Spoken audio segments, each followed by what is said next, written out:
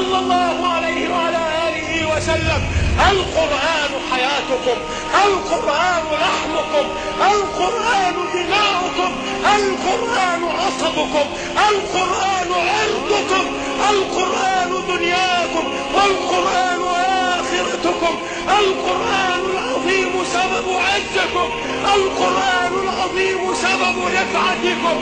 عباد الله، القرآن العظيم لو جعلتموه خلفكم كنتم في ذلة وفي مسكنة، لأنه حبل الله، واعتصموا بحبل الله جميعا ولا تفرقوا، وحبل الله دينه وقرآنه المجيد.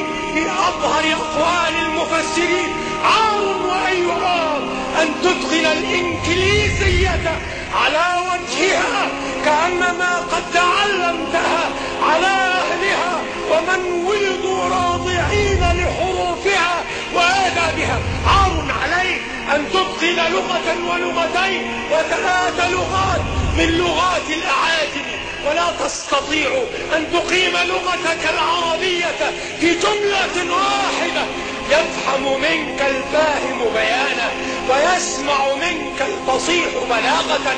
عار عليك، عار عليك أن تدع سبب عزتك وتتمسك بأسباب ذلتك. عار عليك، فهذا لا يدل إلا على فسولة الرأي ولا يدل إلا على طمس البصيرة. عار عليك أن يكون كتاب الله جل وعلا عندك في بيتك وبين يديك قد علاه الغبار. عار عليك أن لا تقبل على كتاب الله إلا إذا أصابتك المصيبة، وإلا إذا لوي منك خلف الظهر الذراع. عار عليك أن لا تعود إلى الله إلا إذا مرضت فعجزت. عار عليك أن لا تلتفت إلى نعمة الله عليك. عار عليك أن تجعل القرآن خلفك ظهريا ثم لا تنظر فيه مصبحا وممسيا. عار عليك أن لا تكون فاقها بسورة قصيرة في كتاب الله جل وعلا. عار عليك أن لا يقوم لسانك بكلام ربك جل وعلا. عباد الله، ينبغي علينا أن نفيق، وينبغي علينا أن نكون عاقلين، ينبغي علينا أن نكون واعين، لأننا إذا لم نحرص على صالحنا نحن فلن يحرص على صالحنا أعداؤنا، وإذا لم نحمي أعراضنا نحن فإنه لا ينتظر من أعدائنا أن يصوموا أعراضنا، وإذا لم ندافع عن ديننا نحن فإن الله جل وعلا لن ينزل نصرة من السماء إلا إذا استبدلنا وأذهبنا ظاهرا وباطنا.